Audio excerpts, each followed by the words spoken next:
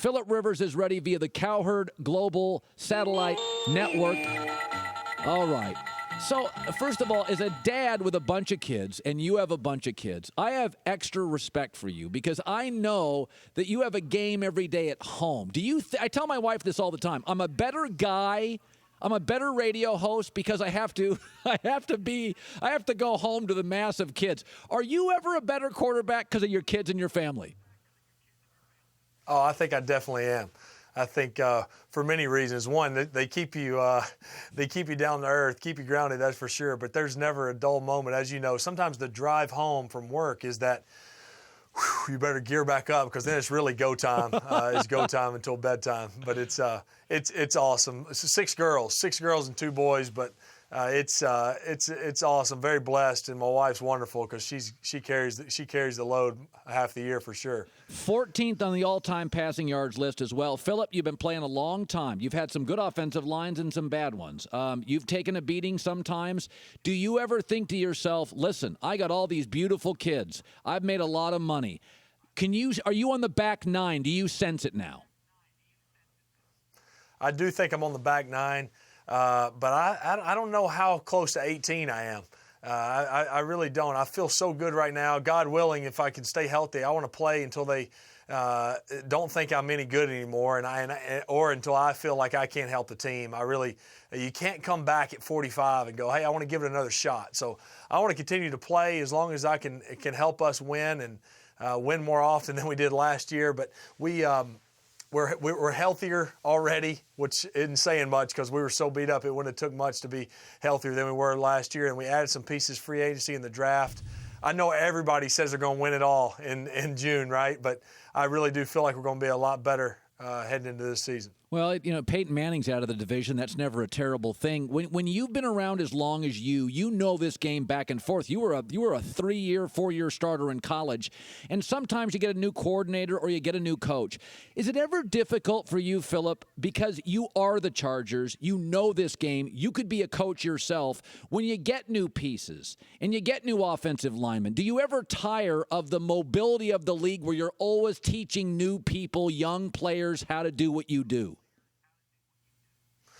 Well, I really think that's the challenge. I think it's a really good question. I do think that's the challenge as you become older in this league and you do have young players and you realize that at the quarterback position, if you hang around a long time, which if you do, that means you're pretty good at it, then you're going to outlast all the guys that are part of the core group that you've been around for so long. And that's come to happen. That's come to here. I mean, me and Antonio Gates are the last two left that were on the 04 team, that 06 team, that 07 team. It's just us two that are left from that group. So it's new guys, but that's really what I love about it, and I think that's the coaching part of it. I'm not a coach, but I get to teach and talk through those things. My dad was a high school coach. That's what I'm going to do when I'm done playing. That's what I would have done if I had not played in the NFL. So I enjoy the challenge of that. I enjoy Monday to Saturday. I think that's why I'm so excited still about playing as long as I can, because I like Monday to Saturday better than I do Sundays, because the preparation part of it, figuring out an opponent, studying our game plan, making the adjustments, that's my favorite part of the whole deal. That's fascinating. So, like, for you like Tom Brady's kind of like that. You're a process guy. You love the film room. Love the film room. I love trying to figure out what the defense is doing and then getting our guys to see it and understand it together, all of us, and then whether it's making a check, making a call, seeing it come to on a Sunday afternoon is so gratifying. I mean, there's nothing that fires me up more than studying at it, working at it, practicing it, and then it comes to in the game on Sundays. Those are good moments. San Diego is one of my favorite places. I live 90 minutes from it. I'd just get in the car and drive down there. But it's kind of a sleepy beach town. It's not a media center. I read a columnist recently for CBS Sports, didn't name you a franchise quarterback, and I thought, you're number 11 in TD passes in league history.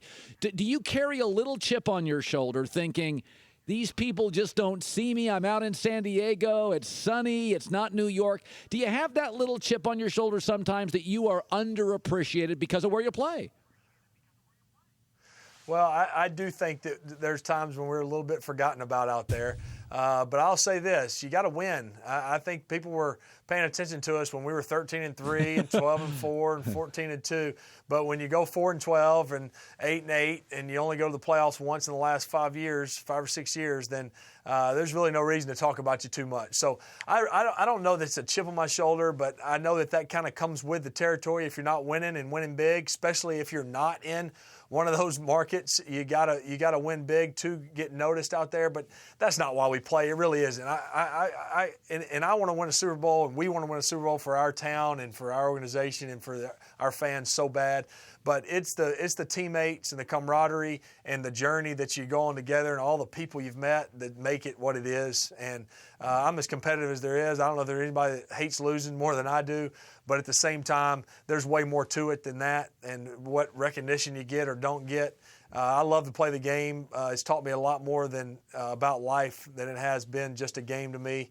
And that's why I want to hang on and play and be around as many more guys as I can, both my age, both guys that are born in 1996, like a few of the rookies we have this year. The more people you can be around and interact with and try to strive for a common goal, the better it is. A week from Sunday is Father's Day. You got 8 kids. You're getting a bunch of presents. You're in New York for Gillette Shave Club. What do they do? Yeah, well, Gillette Shave Club is really should be the gift for your dad, a gift for everybody's dad. It's worth considering. You think about another grill accessory or another necktie you're going to get dad. This is a Gillette Shave Club.